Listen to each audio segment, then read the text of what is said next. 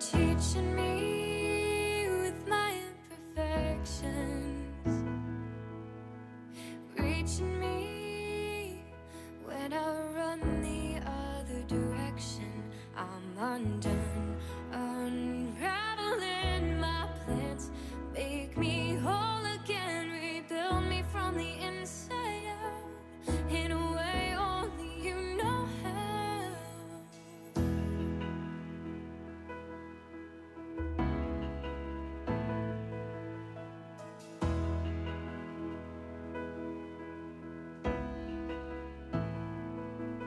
You're teaching me with my imperfections,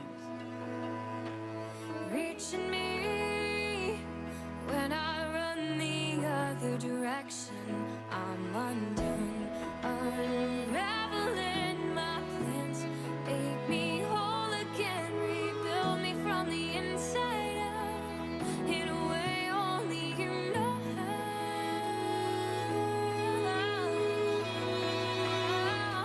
I need a revival, something more than this shallow survival. God, I need you. God, I need you. Father, bring me redemption. Renew my heart with a resurrection. God, I need you.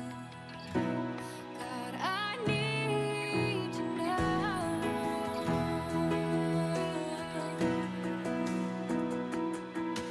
You're pouring out the healing when bitterness is all that I've been feeling. Take this cup and hold it, Lord, not my will, but instead let it be yours from the inside out, in a way only you know how.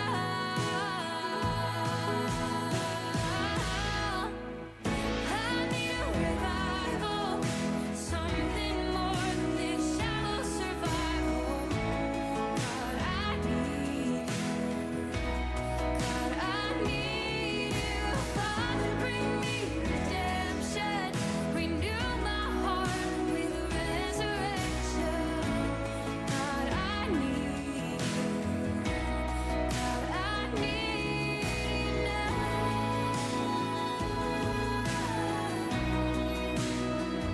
I need you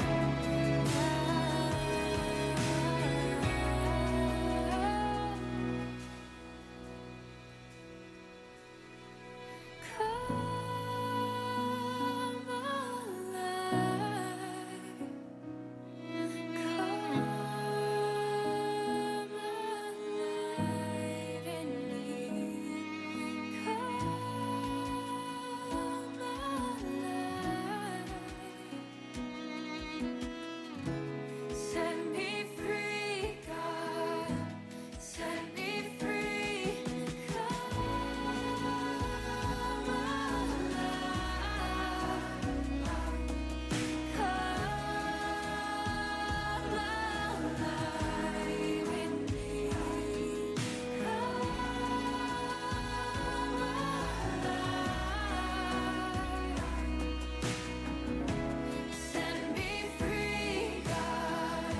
Set me free. Come alive. Come alive in me.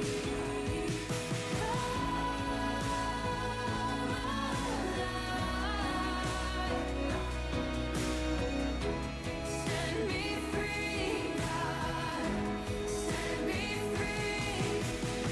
'Cause I need a revival, something more than this shallow survival. God, I need you. I need you. Father, bring me redemption. Renew my heart with a resurrection. God, I need you. God, I need you now. Oh, I need you now.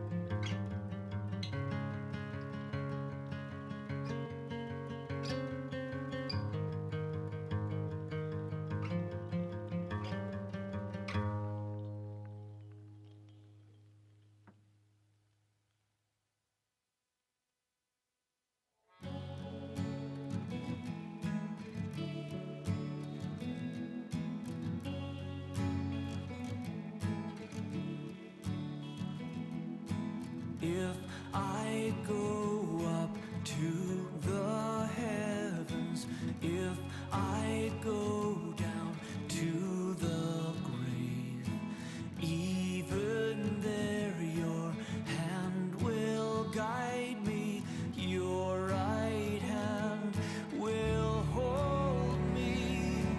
I will trust you, Lord. Even when the storms are raging, I will love you, Lord. Even when this heart is breaking, if I ride the wings of morning, if I dwell by the farthest sea, even there your hand will guide me and your strength sustain me. I will trust you, Lord. Even when the storms are raging, I will love you, Lord. Even when this heart is breaking forth, I'm never alone. Your faithfulness endures forevermore.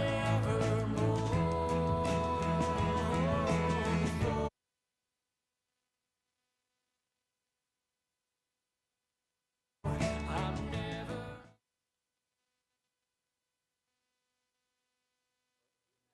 topic, and let's start as usual with the prayer of presence. Now, I would like us to do a focus exercise, and I call this Adam's prayer. And the reason I call it Adam's prayer, because at one point, I was reading Genesis for a different purpose, but amongst everything I was reading the creation, and it just dawned on me, what we are in our essence. We are the earth that we stand on. That's what our bodies are. And our consciousness, our life, is the breath of God in us that comes from above. And I started incorporating this in my prayer of presence. So that's why I call it the Adam's prayer. So what I would like us to do now for a minute, I would like us to focus on two things. I want you to focus on the fact that you're part of the earth. I want you to just kind of close your eyes and just be aware that you're part of the earth. Feel like you have roots in the ground. Feel like the ground is pulling you down.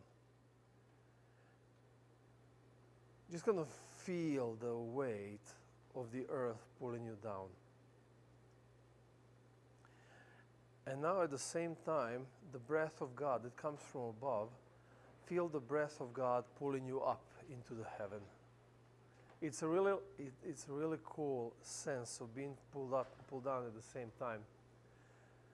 And try this like prayer of Adam. We're going to try this for a minute as our prayer of presence.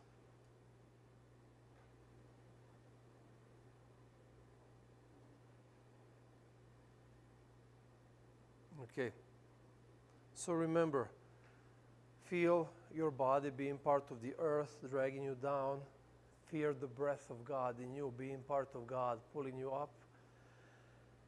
And focus on your presence on this world, and focus on your presence in the presence of God. Let's give it a minute.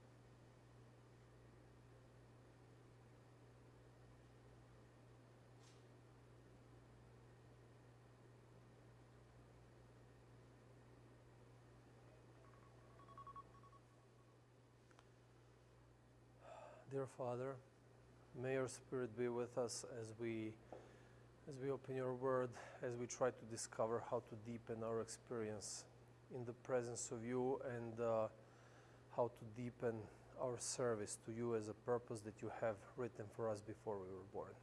Amen.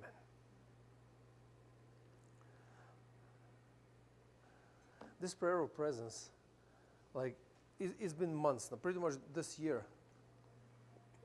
I started practicing it on a regular basis. And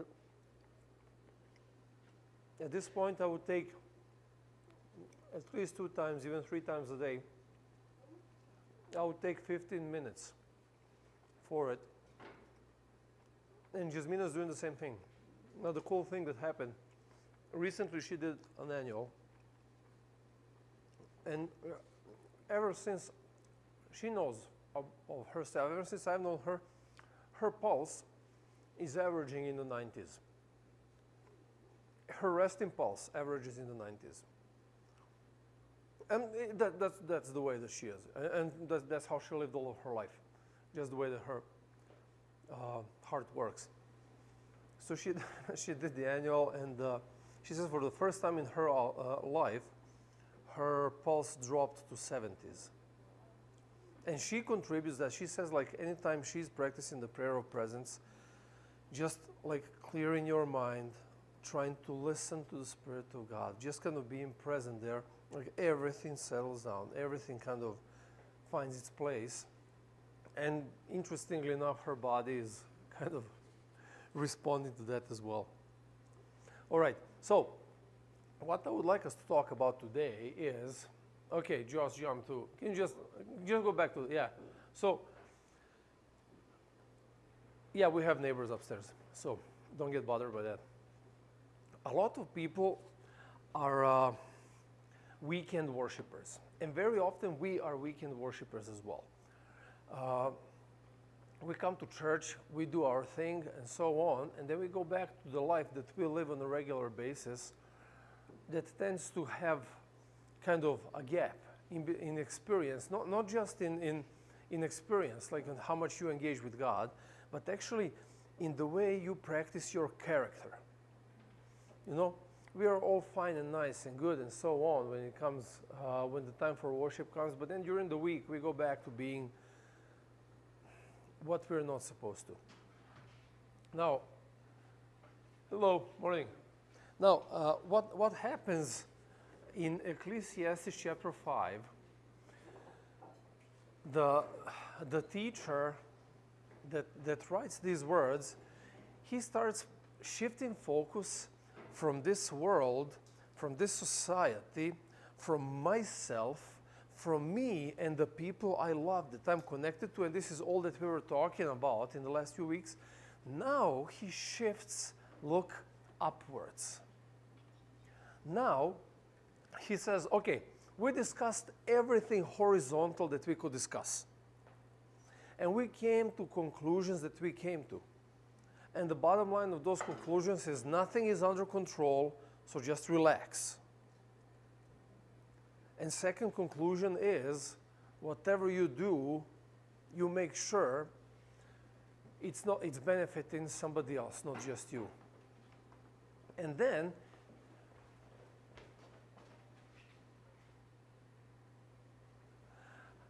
then he moves, and he's like, okay, we cleared this out. Now it's time for us to shift our view to something else. And now he gets to this chapter 5, where he's going to bash the crap out of us. I kid you not. And we're not even going to go through the whole chapter. We're going to just only go through these first 7 passages. It's really cool. So, but before doing that, now let's go to this slide. I figured, like, if we have more people, this would be a more fun exercise. But let's first discuss this a little bit. And this is an experience. So it doesn't have to be. I put a partner because it's a fairly intimate relationship. But then again, you can put over there your siblings. You can put over there your parents. But somebody you are intimate with, somebody you're close with, someone who knows your secrets, someone whose secrets you know, somebody who you're connected to on a very deep level. So I want us to discuss a little bit these two questions. So, how do you listen to your partner, to your parents, to your siblings? Like, for example, they're saying something you don't want to hear. How do you listen to them? To be honest, I feel like now they're listening, but like when I look back when I was younger, I don't think I was very good at listening. If anything, I think I could hear what they were saying, but it just went in one ear, and it was like whatever I wanted to get out of what they said is what I heard. And most of the time, it was like me saying, like victimizing myself or like getting really defensive or whatever. It was just how I wanted to take it. So I don't think I was good at listening at all. Okay, so that's something that all of us do, you know. And one, I don't know if you guys remember Richard, he professor of philosophy. He would always say the biggest fallacy in communication is the belief that it's actually happening. Because it's usually it's not what is being said, it's what is being heard, you know, and how that is being interpreted. All right, what else? How else do you listen to somebody who is very close to you about something that you don't want to hear about? Sometimes I listen defensively because I'm like, probably what they're saying is probably not true. Probably what they're saying is probably gonna hurt me, and I don't want that. So then I listen only to, not now, but like I used to listen to just rebuke them because it would always be something that would hurt me, and like it'd be like something that they needed to tell me out of love, but I didn't want to hear it because I knew it would hurt. Listening to reply. How many times you guys actually just listen to reply? You're like right there waiting for them to close their mouth so you can reply. Listen to react. Or listen to react. That's even worse because very often reactions are nonverbal. That's like, instead of listening to understand. You know, no matter what it is, you're trying to understand, okay, what are they trying to convey with these words? You know? But no, we just want to. I always remember that, like that's the coolest one from Simpsons, when Marge is trying to explain Homer. I don't remember what it was, but it was like something super important, and she starts talking, and you just see like the camera zooms on his brain, and there is a monkey in there banging the drum, like da-na-na, they're banging the drum, like da-na-na-na. And he's like, damn you monkey, I need to hear my wife, but he can't hear what. So sometimes we just zone out. Do you zone out? When it's like you hear the lips moving and you hear noise, but it's completely unarticulate. Like whatever it is, it's like I have no idea what that noise was all about. And you're just like, yeah. yeah. Like, So I think you're listening, but you're really not. yeah, and all of us. Yeah, that's right. Oh yeah, just waiting for the word that comes out of their mouth to be like, oh, I gotta reply to that. Yeah. Now, all of us have our listening face, right? Yeah. You know, all of us have that face that kind of falsely represents us being attentive to the other person so they wouldn't get offended. Now, why do we do that? Why do we act that way? Even though we know it's detrimental for the relationship, we know it's detrimental for us, for that other person, but we still do it. Why do we act? Why do we listen in these ways? I want to say first is because it was shown to us. Like a lot of the times when like your kids, or when we were kids, like we try to tell our parents something, and they're like, yeah, like we'll do that later, and it's completely dismissive. Or then like teachers or like adults or other people, like they give you that, so then you're like, well, that's not fair. And then like when like an opportunity arises and you're not in a good mood or you're not feeling right or something's wrong, that's our immediate response is to respond that way. One thing is, thank you very much. One thing is mimicking.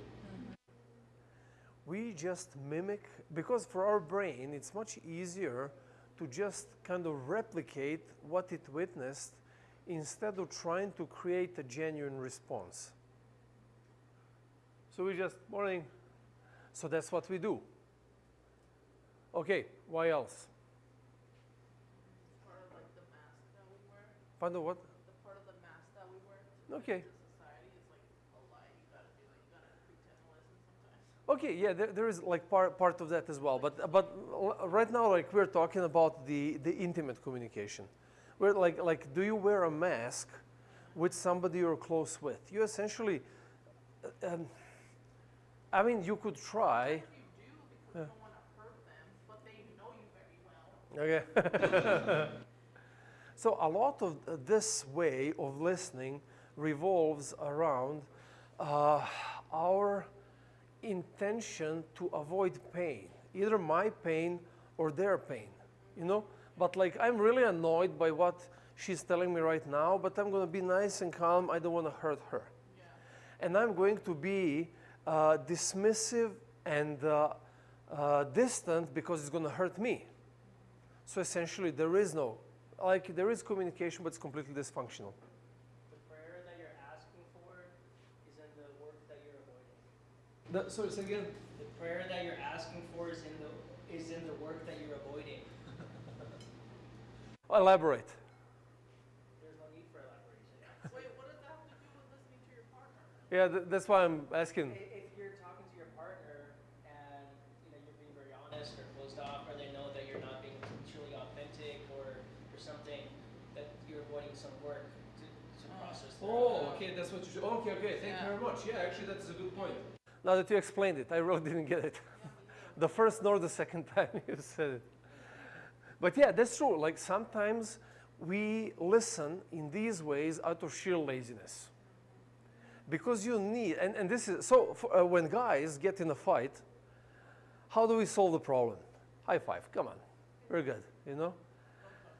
And when I get in an argument with my wife, come on, please, just high five, it's okay, I know, no, we have to go through this process of talking.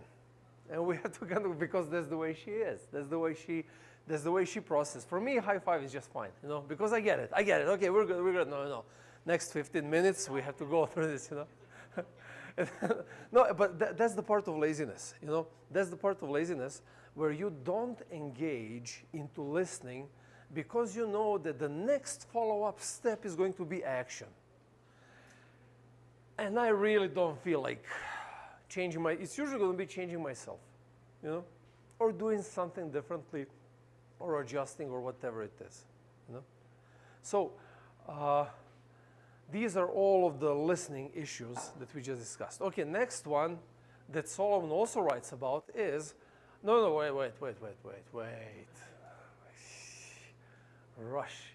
How do you talk to your partner? Now, this is a more, this is a different. So when you have, and again, for you guys, came later, we're not specifically a partner. It can be a parent, it can be a sibling, it can be a very good friend, but somebody who you're deeply connected to, somebody who knows you and you know them, where you can't really hide behind the masks that much. So when there is something unpleasant to say, when there is some request to be made that you know it's not going to be a positive or a good one, how do you do it? Huh? Beat around the bush a little bit? Like, for example? Something hard to tell, and you're kind of like explaining, and then they're like, maybe waiting for it. So you're like, come on, spill it out. You're like drawing it out there a little bit. So you're kind of Weaning them onto the fact that this is going to hurt. Don't get mad, but Yeah. You remember that time? It has to be done with love, but consideration, and you gotta also reality too. bless you. For example, just an example, I talked to my mom a couple weeks ago. I was like, Mom, I want you to be happy. I want you to have success and happiness in your life. What are you doing for that?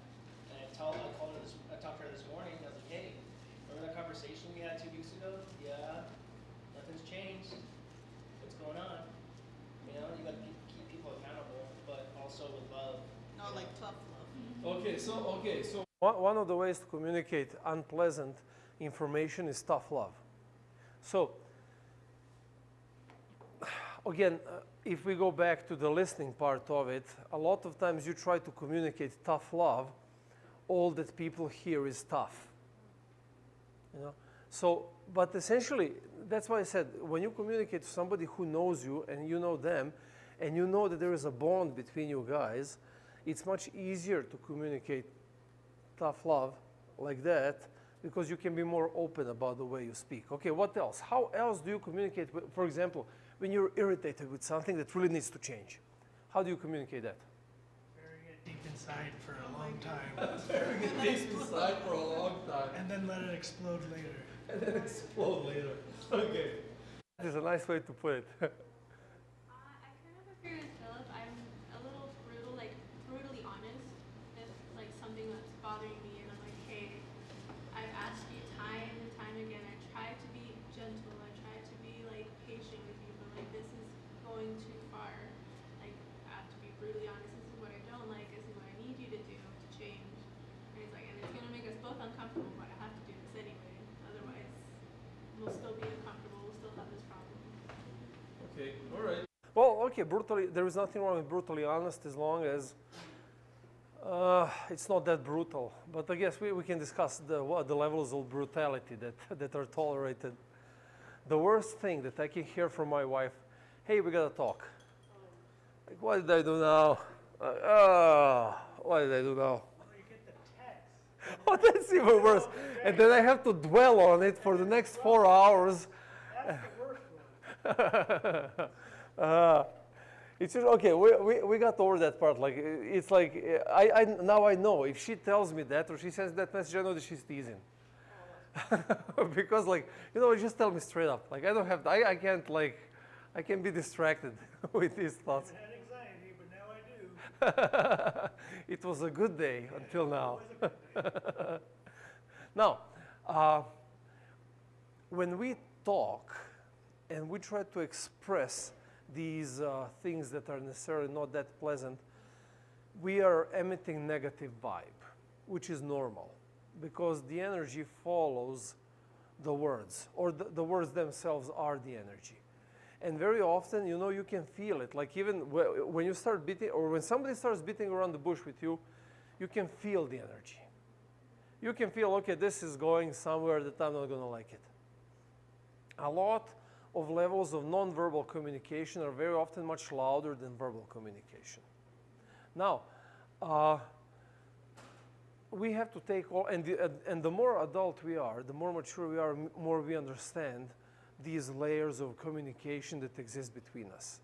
And we learn to filter them out, and we learn to get the essence out of whatever it was if we attain the ability to actually listen to understand. Now, I would like us to start reading. Let's go. Open. It's not going to be on the screen, as usual with this series. So open Ecclesiastes chapter 5.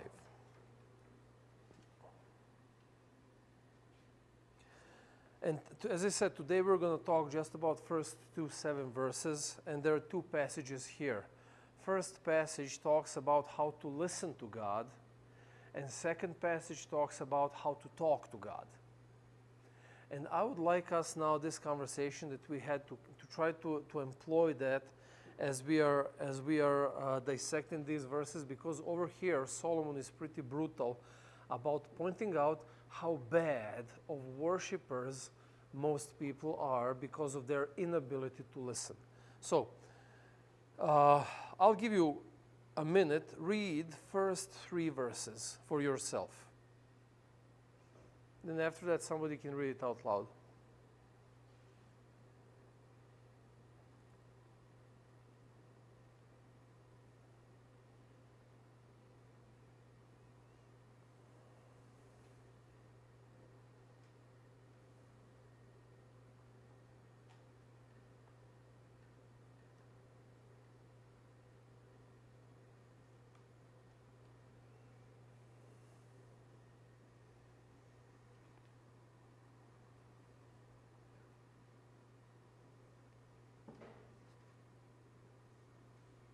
Okay, would somebody please read it out loud?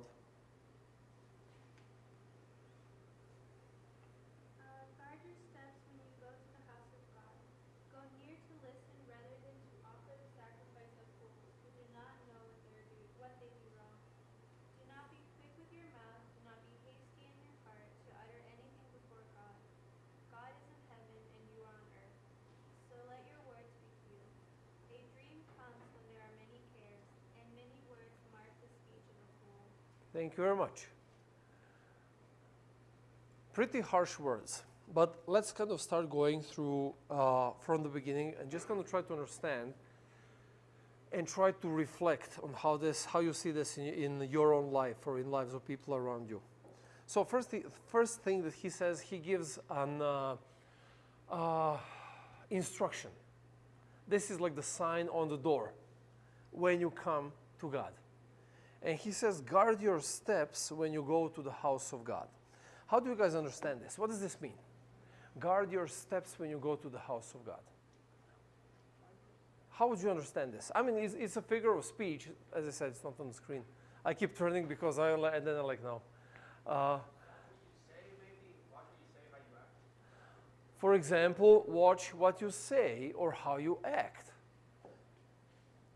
when you go to the home of God. Is it home or house? House of God. Yeah. Okay. Enter with respect. Okay. What else? How else do you guys understand this? What does this say to you? So imagine coming to church and you see this on the door. How would you interpret it? How would you understand it? Respect. Watch what you say. Watch how you act. What else? Guard your steps, right? Guard your steps. Be on guard. Excuse me? Your whole being, be on guard for when you enter because maybe there's more to come from it. Okay. Like, I can't, like, I'll be adding words, like, to the next verse in a sense, but, like, you may act a certain way, be a certain way, but then something may happen within those walls that you're not necessarily prepared for. Mm-hmm. So it's like guarding yourself through those doors. Okay. So be on guard from whatever might happen in the house of God. Okay. Be timid, because remember, like back in the day when like someone would come up to Pharaoh or stuff like that, they were very careful of stepping up to him. So I would say it's similar to that. Okay. Type of authority. Okay. Thank you very much. All right. That's a good example. Yeah. Mind literally everything you do. Now, let me ask you this. How would you feel? You come to visit your parents. You come to their home, and at the door over there it says, guard your steps when you come into my home. How would you, how would you act? What would you, so you see that sign on the door, Sean says, bah. What about the rest of you? How would you feel about it? I would feel a little threatened, like, you better watch yourself. Like, Threatened? my dad, like, what's going on? Is he okay? He's not in a good mood. Okay, all right. What about the rest of you? Would you be dismissive? Would you be intimidated? Would you be just curious? What is the first thing that would cross your mind? I agree with Evelyn. I think I'd be intimidated. Okay. Like, I don't like, kind of like what it's saying, like, guard yourself, like, okay, well, I gotta watch what I say now. Like, I don't know, like, if I say something wrong, it's gonna offend somebody. Okay. What about the rest of you? As you guys know, I don't mind uncomfortable silence.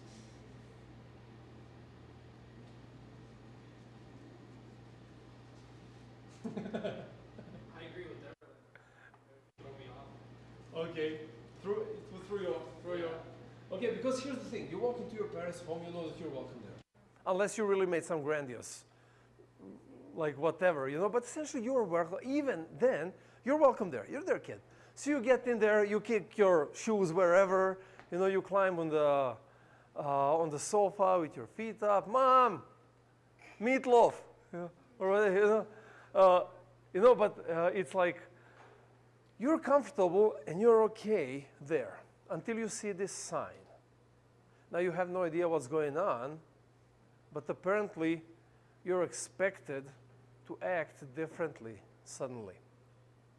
Now, Solomon writes this, and the first thing that he says when he lifts his eyes up, after 4 chapters of horizontal viewing of life, he turns to vertical, and first thing that crosses his mind is, you better watch out, you better, you know. Now, put yourself in his shoes. Why would he do that? What would be the reason he would kick off his message about vertical life with this notion? It's like a respect thing, no? It's like, I think, like, if you're starting off like that, I'm already thinking, like, oh, this is someone I need to approach with respect. And, like, they have authority. It's not just, I can be so comfortable and do whatever I want and get away with it, whatever I want. Like, I don't know. It's coming off to me as, like, a kind of a warning. Like, you don't play games. So Solomon, okay, he leaves an impression that he takes really seriously this approach to God. But what I'm trying to think is this. What triggered him to write this down? I imagine him being in the temple. He's over there. And people are coming in. And he's observing these people coming in the temple. And he's like, whoa, whoa, whoa. Easy. Guard your steps when you come into the house of God. You know, he's looking at these people just pouring in without. No, the problem is this. For example, you go to your parents' home. And okay, the sign was just a joke, whatever. You come in, you laugh. What is the first thing you do when you come to your parents' home? Eat. That's if your parents are Hispanic. I guess that's like. First, you hug them and you kiss them, or greet them, or however is customary in your family. But first thing is you acknowledge them over there. You know? No, you don't. Dogs first. Huh? Oh, dogs first. Okay. But you acknowledge whoever has more of rights in that home than you do. That's like. Now, what Solomon witnesses is people pouring in, completely oblivious of the fact that they're entering the house of God. That's the problem. That's where the problem starts when it comes to our vertical communication. We tend to approach God with way too much unawareness of how close He actually is. We act like that in the church.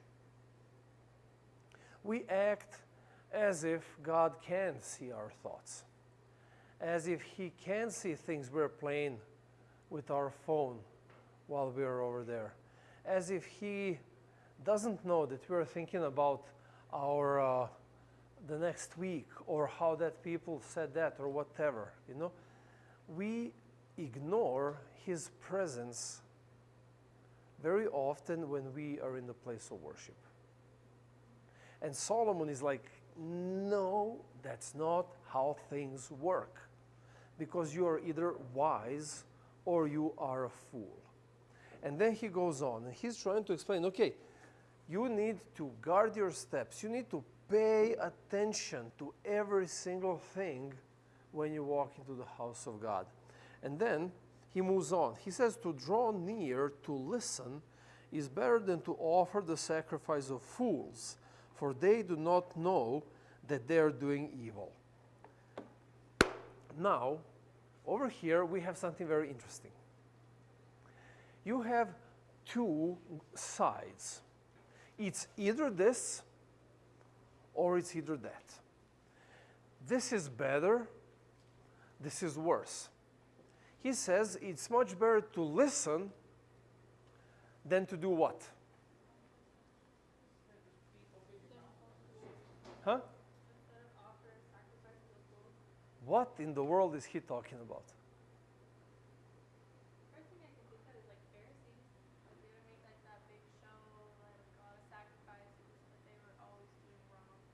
Okay.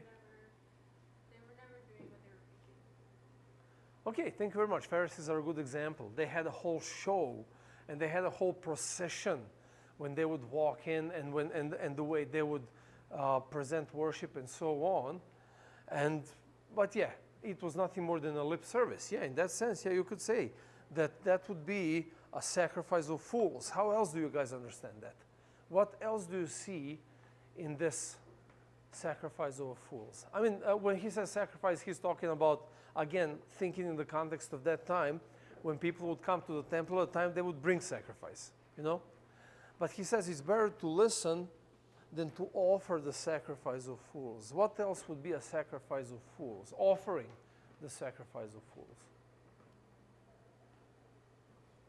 So, what did I read that yesterday?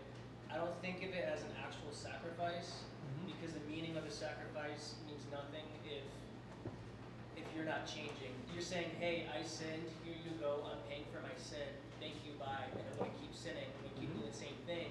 So that's why I think it's a sacrifice for fools, because when you're actually listening, you're changing your heart, versus when you're just giving a sacrifice, all you're doing is just trying to bid your way into it.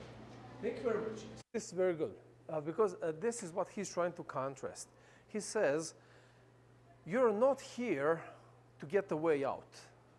You came here not just to kind of like, okay, let's get this done, let's get this finished, and now we can move on. That's why we were talking about the weekend worshipers. You are here to hear. That's why you are here. You remember we talked about that 2 weeks ago, the clutter of the mind. You know, the reason, how God speaks. You remember the example of Elijah. So the firestorm passes by, but God was not there. The earthquake passes by, the wind passes by, but then, where was God? In a quiet, tiny voice. Now, here's the thing. Even though the presentation was more of a, like physical, the way Elijah said, in the world that we live in, it's the same way. Like, and here's an example.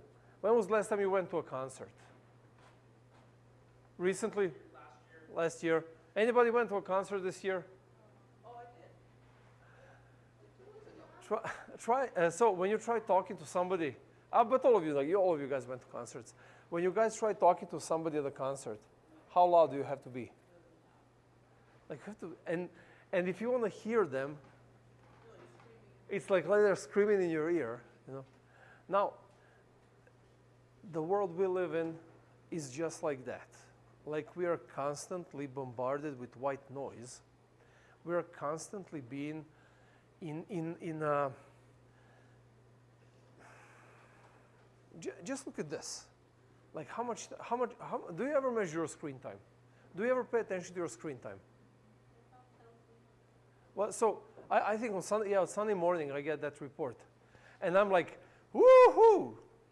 5% down. From 9 hours, I'm down to 8.4.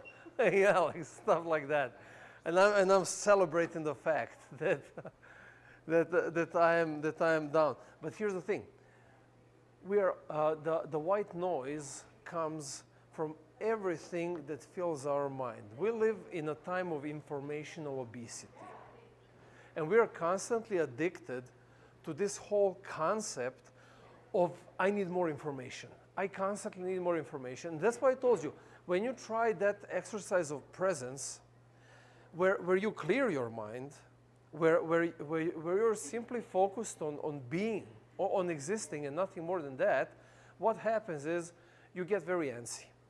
Especially when you begin exercising this, you become super antsy. Because your brain is like, no, I need something. I need something. I don't want this silence. I don't want this. I need information. That's why TikTok is so popular. Because, oh my goodness. Like, have you ever tried remembering what was the previous video you watched? And it's like, I have no idea what I saw. That is like the mental fast food that we are constantly immersed in. Now, the price for that is we lose an ability to listen. We lose this ability to actually be silent with our own thoughts. you know, like sometimes you go to bed and you turn the lights off and it's time to sleep and you close your eyes and you have a menace just playing in front of your eyes. Like what happened this day, the movie you watched, that person said that, the sunset was amazing. And like, my goodness, I need to call my mom. I didn't do this. Oh, what? You know what I'm talking about. It's just like a menace in your head that won't let you kind of calm down. This is what we do to ourselves. And the price for that is that we do not guard our steps when we switch from horizontal to vertical. Because what happens is you're so used to this amount of information being blared at you constantly, when you try to switch to vertical to hear this one single tiny voice, you are unable to. Because there is a concert playing in your head, and yeah, God's not going to bother to come and yell it at your ear. Because that's not how the things work. So,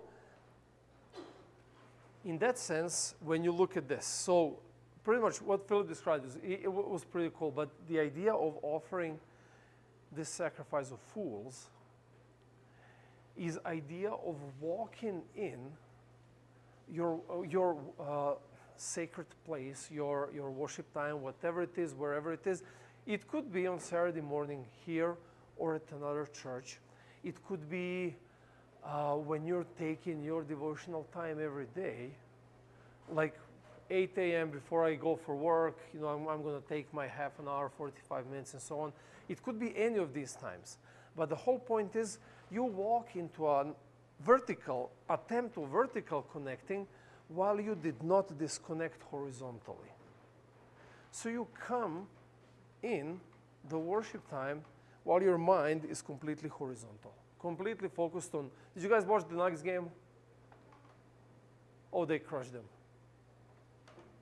You see, it's so easy to switch, like this. You know? It's so easy to switch. But his point over here, now this is the harsh part. Look at the end of verse 1.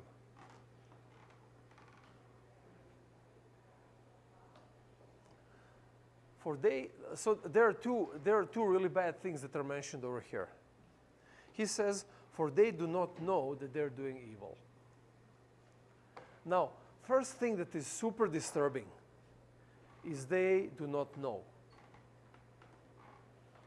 And then second thing, they're doing evil.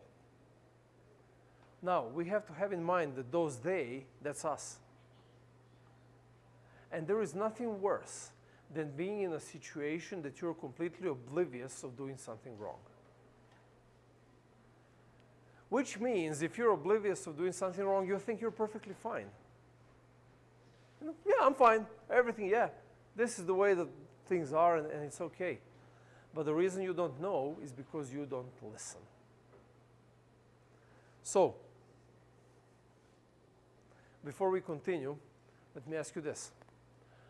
How would you describe listening to God? How would you describe, how does it look like to listen to that small voice? Listening to the faint voice, not the louder voice. Listen to what? Listening, God's voice isn't loud. It's Okay. not screaming at you. Yeah. It doesn't give you anxiety. It doesn't give you. So it's listening to the other voice that's not screaming at you. Listen to the other voice that is not screaming at you. Okay. Because I would say you have two voices in your mind. One voice is telling you good, one voice is telling you bad. But you need to differentiate between which voice is right, which voice is taking you away. Okay. That is the question. No, that is exactly, you pretty much reiterated my question. How do you achieve that? Because here's the thing. If you come here and you don't hear it, you wasted your time. And wherever you are, if you don't hear it, you completely wasted your time and you're not moving forward in your growth. So, how do you achieve this? How do you do this? I'm asking you, so right now I'm asking you because I'm assuming that this is an ongoing experience for all of you. I'm not asking you to kind of theorize about this or that, but I'm asking you, how do you guys actually do it? How do you guys actually get into a situation to be able to hear? That's what I'm asking you. Share your tips and tricks that all of us could use. I'm intentional about it. Like I purposely put everything to the side to make sure that I don't have any distractions. To make sure that it's quiet. That I can. It's quiet enough that I can hear God's voice. Okay. So Okay. pay attention. Okay. So intentionally putting distractions aside for that time to be able to hear. Okay. How it happens is like, it's always random. It's like I'll hear him speaking through like a song, or I'll watch some random clip on Instagram that happens to pop up that is giving me something that I know is coming from God because I have maybe prayed about it or have been thinking about it or whatever, or it's challenging something that needs work within my own self, and I know that's coming from him because I know I don't want to change, but I know I have to change, certain things. So I guess the way that I listen to is like when I know that that's happening, or at least when I catch it, because maybe sometimes I've been oblivious to it. When it does happen, I do try to like take the time to think, okay, what is he saying with this? Like, why am I keep hearing this message? Okay, it's because of this, or I have to change this about, or whatever it is. But I try to be intentional about thinking what God is trying to tell me with that. Thank you very much. This is a very cool example of being attentive to how the experience is going. Because like, how many times it happened to you that you attempt to create this vertical connection and it's dry, you don't experience anything. It's just like, it was like lame and nothing, and like, I don't want to experience this ever again in my life. Very often we dismiss it. Oh, I don't know, it was just busy, I was in a rush or whatever, not in the mood, and so on. But very often it's, the mistake in dismissing it is because when these things happen, they're a signal that whatever you're doing it wrong. Because that's not how a spiritual experience is supposed to look like. Spiritual experience is supposed to bring understanding. It's supposed to raise questions. It's supposed to create peace. It's supposed to put you in a state where you're aware that there is more to it than whatever it is right now. If you don't experience these things, then you're just stuck in horizontal mode and you're really not achieving anything. So he moves on and he says, and now he actually goes into explaining the thing that we tend to do so easily, and yet we shouldn't. Don't be rash with your mouth, nor let your heart be hasty to utter a word before God. For God is in heaven, you're on earth. Therefore, let your words be few. Now, what is the one sense that is most engaged in a spiritual experience? Like in a worship experience, when you go to church.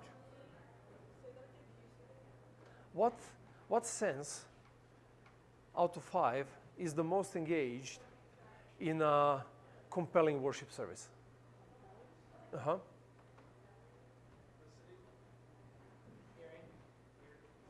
Okay. Yeah. So, like for example, you go to church, and 2 hours later, like, wow, this was amazing. Wow, this was awesome. This I really experienced the closeness of God. I really experienced it. Some of you guys said listening. What about the rest of you? What churches are the most popular? Ones like big lights, big music, everything, shiny things like It seems like visual. I was gonna say like energy. Uh-huh. Energy that's emitted. Like usually like if there's a really good pastor emitting this energy and you're just like whoa, whoa, whoa. Or like the worship team is getting into it. Or maybe even if it's like a slow song but they're so into it, like you pick up on that. It's powerful. You walk into an experience. And this is what, like, let's say for the last 2 decades, that is what's being sold the most. It's the experience. It's not anymore the listening part. It's the experiential part. It's like where everything is engaged. And then you're invited to sing, and then you're invited to share, and so on. And the teacher says over here, don't be so rash with what you have to say. Don't be so rash into like sharing your opinion. The whole concept of listening actually involves you shutting up before God. Let's for example, let's just put a parallel between this and your prayers. When you pray, what is 80% of your prayer consisted of?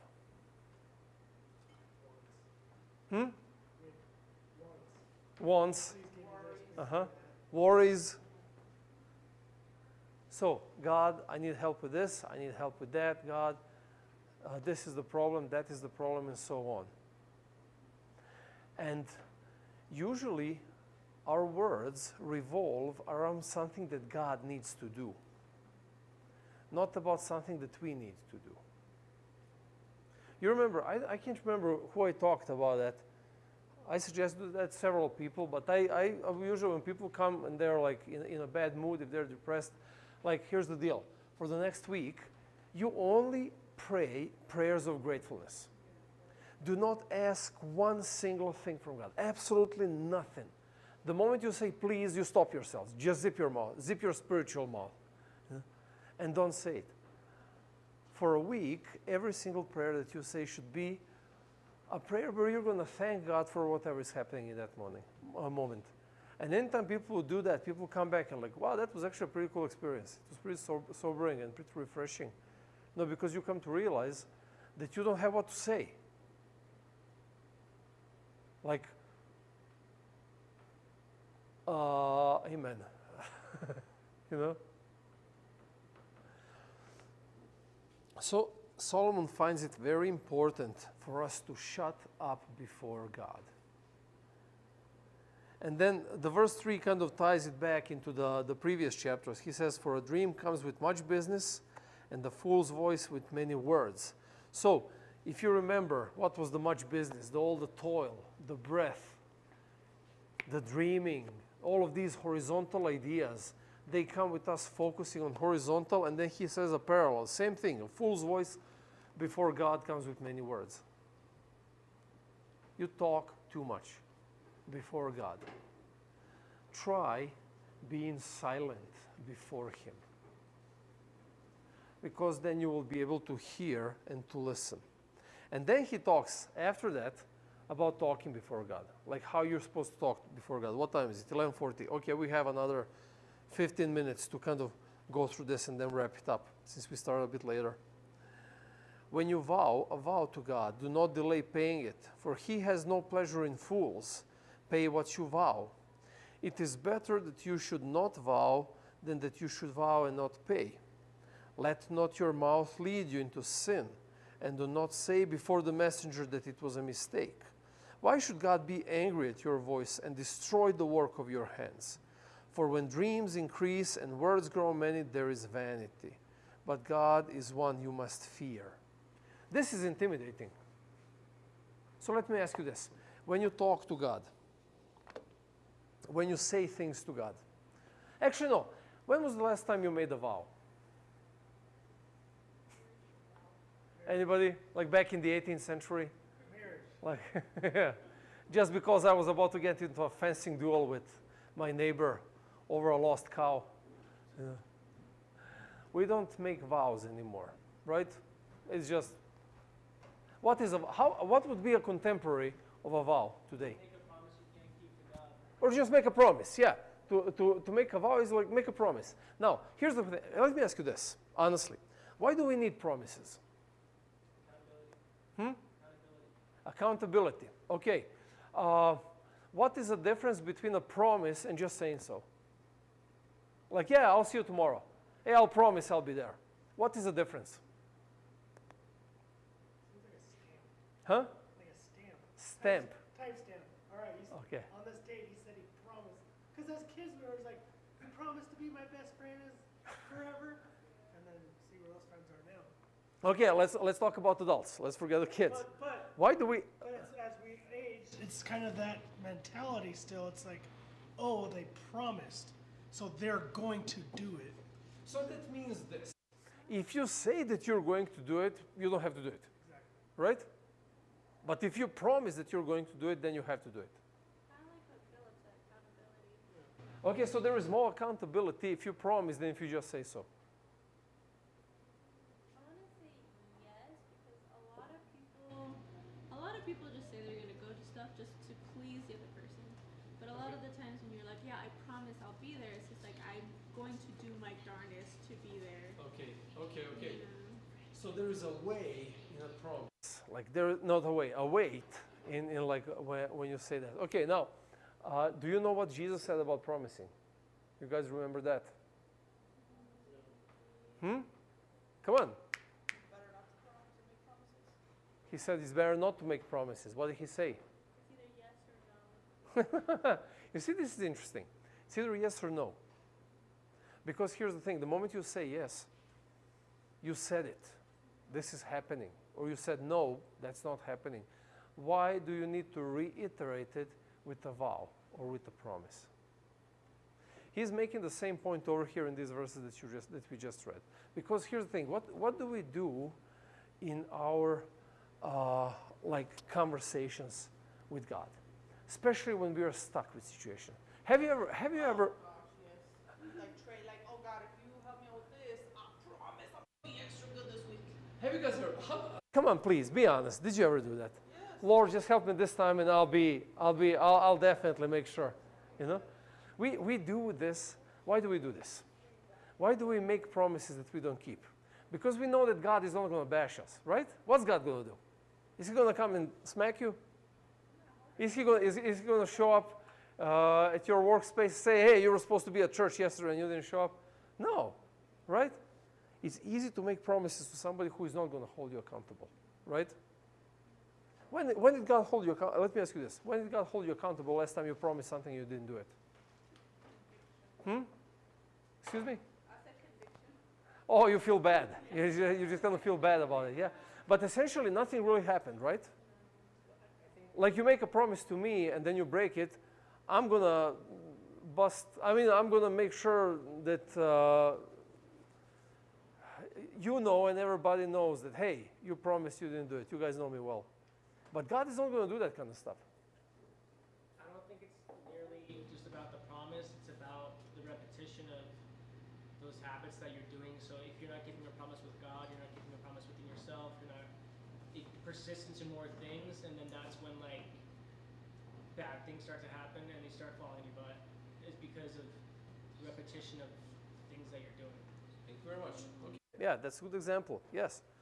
The habits you create, they turn into your behavior. Yes. But there is more to that. Over here, he's making one thing very clear. And he ties this in. So the verse 1 starts with guard your steps. And the verse 7 ends with, but God is the one you must fear. Now, his point is this. If you want to establish your spiritual vertical connection with God, you have to take it more seriously than everybody else does. You have to really be attuned to it. You have to remember that when you walk into a church full of people, and you probably know most of them, it's only you and him, nobody else. Everything else should fade away and disappear because you are there to invest into the vertical and not the horizontal connection. And that's why he talks about these things. Like if you pray and you promise things, just don't. Just don't do these things. Don't make trades with him. You know, you do this, I'm going to do that. No, just don't. If you know that you're not going to do it. Because here's what happens. We don't feel it in this physical realm. But the problem that we have is our spiritual being is deteriorating when we do that. When we take God way too easy. Our spiritual experience crumbles down. And this is where it hurts the most. Times in life come when we desperately need God to be so close to us. And you guys are all getting to that age where your parents are aging. Very soon you will start losing your parents. My dad died fairly unexpectedly 2 years ago. And I am grateful that I was there. That was in the middle of COVID. But when he died, like just out of the blue,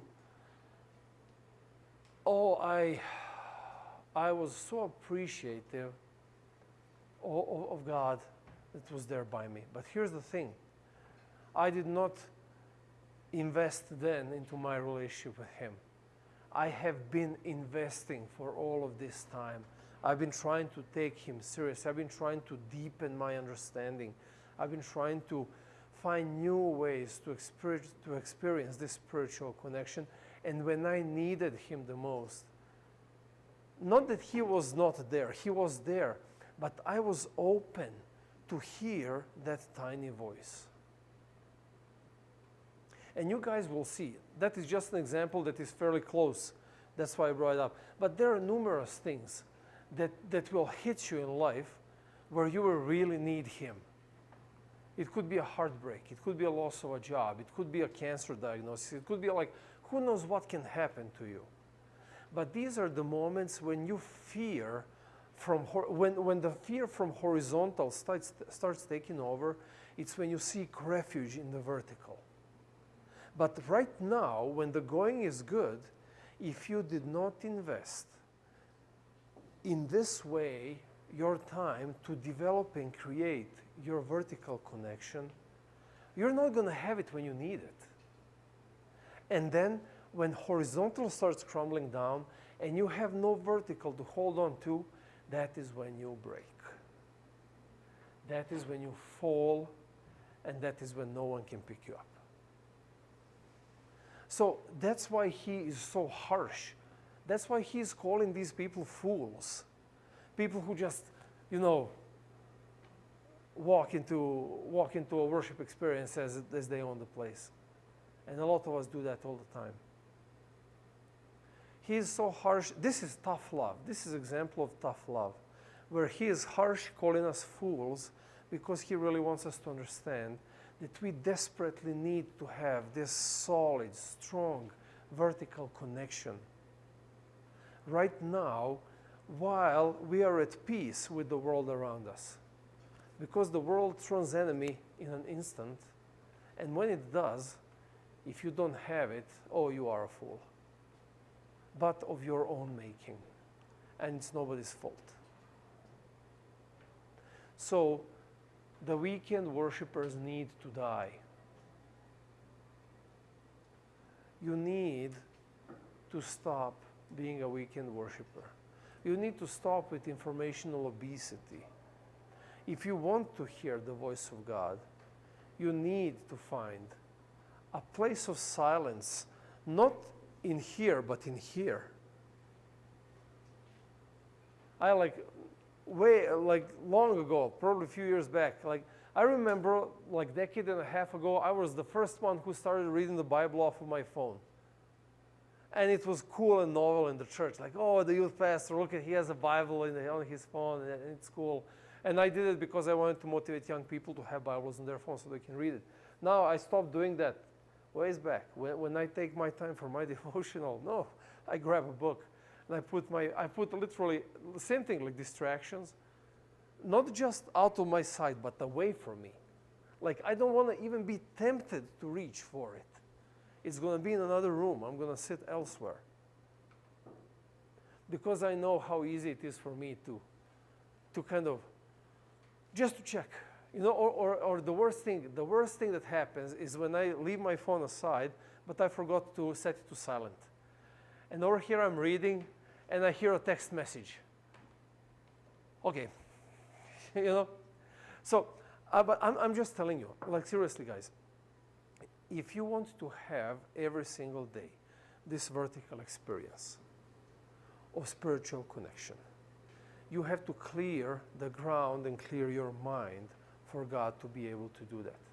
Because he's present, and his voice is tiny, and you don't hear it because of a rock concert playing in your head. I'm telling you, this thing that I've been teaching you about the prayer of presence and what I mentioned today about the Adam's prayer, it helped me so much to clear the clutter in my mind and to really be able to hear God.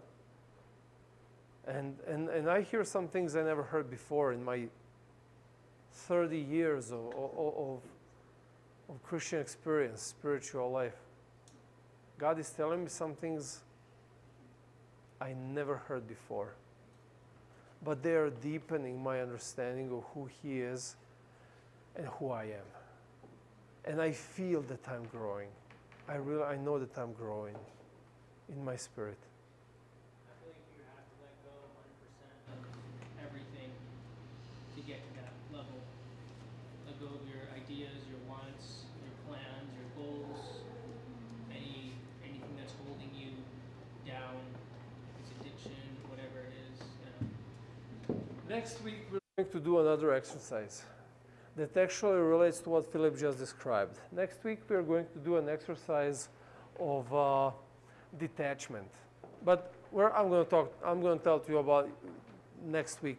It's a very good one that actually helps you disassociate yourself from who you are versus what you achieved.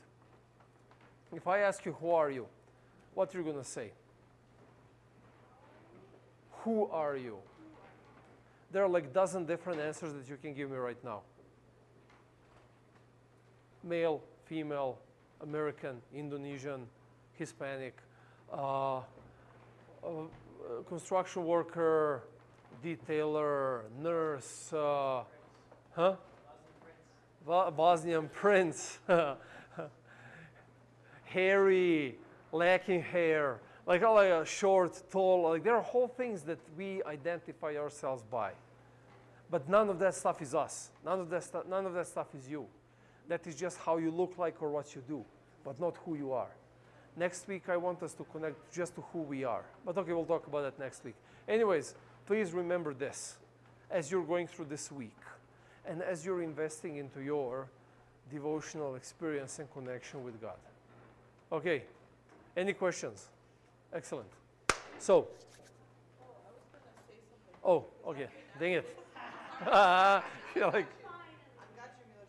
It's just I've been asked many times by like people like, how do you know that that's the voice of God, or how do you hear the voice of God? And like I don't know. Sometimes it's like hard for me to tell someone else. Like I don't know how God would be speaking to you. I just know how He speaks to me. But I think that like one way is like when something seems like it's a coincidence, like a message that you're getting, and this kind of seems like what? No way. Like that's just a coincidence that I happen upon this information. I'm like, maybe you should pay attention. I don't think it's coincidence. are you guys familiar with synchronicities? So Carl Jung calls synchronicities, he says they are meaningful coincidences. It's when something happens out of the blue, completely unrelated to whatever, but it makes perfect sense to you, and it answers the questions that you had. So many times God talks to me like that. Like it almost became a norm where like, I know something's going to happen to answer my question or to help me out or to direct me in a certain way or whatever it is. But again, synchronicities are easy to miss because they're small, subtle details that happen here and there, and very often we just dismiss them.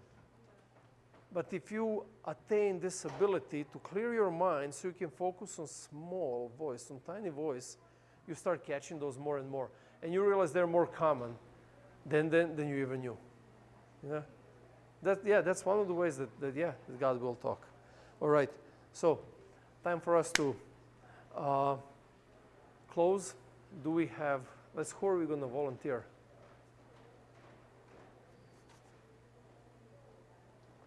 Anybody wants to say a prayer? I know, I don't want to, like, I feel bad. Like, with teenagers, I don't feel bad. Like, okay, you're the volunteer, But with you guys, I feel bad. I don't know. Philip? Okay, please. Heavenly Father, thank you for this Sabbath and giving us this rest. Please give us, please open up our eyes so that we may see you every day in our lives, and let us allow you to hear your voice to identify your voice. Give us knowledge and wisdom that we may walk with you every day and help us get closer to you. Amen.